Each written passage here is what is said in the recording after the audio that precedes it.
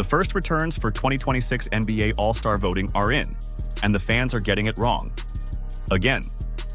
Luka Doncic leads the West with over 1.2 million votes. Giannis is number 1 in the East. Those make sense. But scroll down the list and you'll find guys averaging near triple-doubles stuck in 8th place. A Defensive Player of the Year winner not even in the top 20, and MVP-level scorers barely cracking the top 10. This year's All-Star Game has a new format. 2 USA teams and 1 world team competing in a tournament. But the voting? Still the same broken system where popularity beats performance. Today, I'm breaking down 5 players who are getting absolutely robbed in All-Star voting. These aren't borderline cases, these are legitimate All-Stars being left in the dust. Let's get into it. First up, Anthony Edwards. He's 6th in West, voting with 650,000 votes, but he's averaging 29.1 points per game. Edwards is putting up 29 points per game, leading the Timberwolves offense every single night, and he's sitting behind Steph Curry in the voting. Curry's averaging 28.7 points on a struggling Warriors team, while Edwards is carrying a heavier offensive load for Minnesota. Edwards isn't just scoring. He's become one of the most complete guards in the league. He can create his own shot, he's improved as a playmaker, and he's proven himself on the biggest stages. This is a guy who took the Timberwolves to the Western Conference Finals, who hits clutch shots in playoff games, who's entering his prime as a legitimate superstar. But here's the thing. He plays in Minnesota, not LA or Golden State. He doesn't have the social media following of Lakers players. The Timberwolves don't get national TV games every week, so even though he's putting up MVP caliber numbers, casual fans vote for names they recognize. If this were based on performance, Edwards would be top 5, maybe top 3 in the West. Instead, he's 6th. If you're already thinking the voting is broken, hit that like button. Next, Alperen Sengun. He's 11th in West voting with just over 300,000 votes, and that's criminal. Sengun is averaging 22.6 points, 9.3 rebounds, and 6.7 assists per game for the Houston Rockets. He's one of the best passing big men in the league, running the offense from the elbow and shooting over 50% from the field. The Rockets are 21-10, one of the best records in the Western Conference. They've completely turned their season around, and Sengun is the engine that makes it all work. When he's on the floor, Houston's offense flows. He sets screens, he finds cutters, he scores in the post, he does everything. But where is he in voting? 11th, behind Austin Reeves and LeBron James, who are having solid seasons but nowhere near Sengun's production. Here's the problem. Sengun's from Turkey. He doesn't have the built-in American fan base. Houston isn't LA. Sengun doesn't do flashy Instagram highlights. He just quietly dominates with skill and basketball IQ.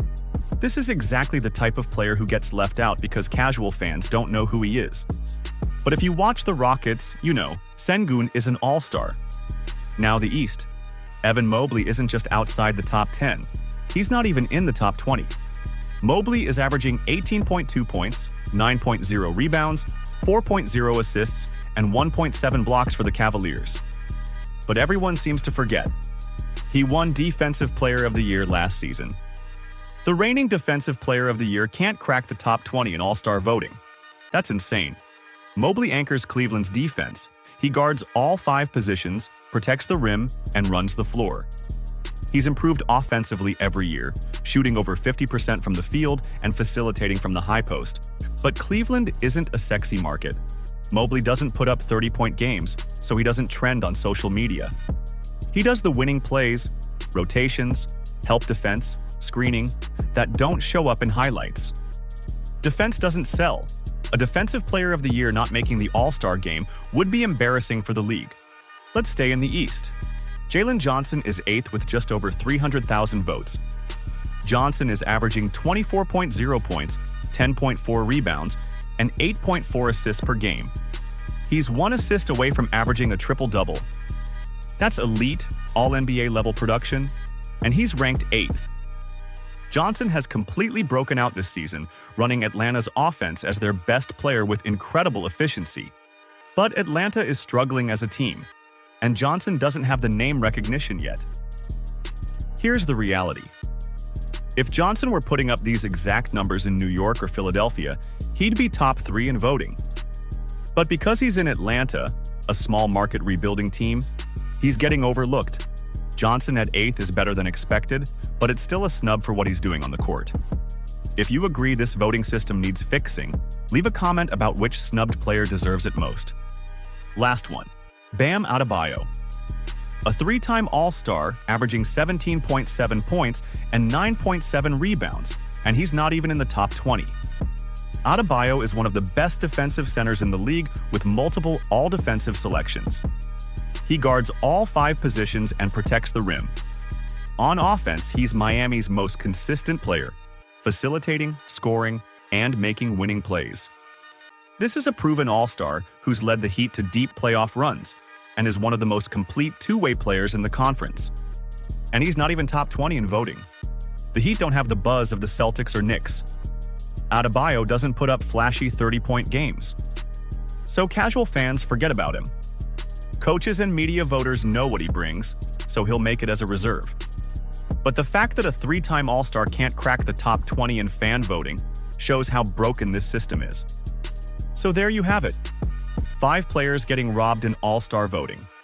Anthony Edwards scoring 29 but sitting 6th. Alperen Sengun with 23, 9, and 7, but ranked 11th. Evan Mobley, the reigning DPOY, not even top 20. Jalen Johnson flirting with a triple-double at 8th. And Bam Adebayo, a 3-time All-Star, completely off the radar. The fan vote is 50% for starters, and coaches pick reserves.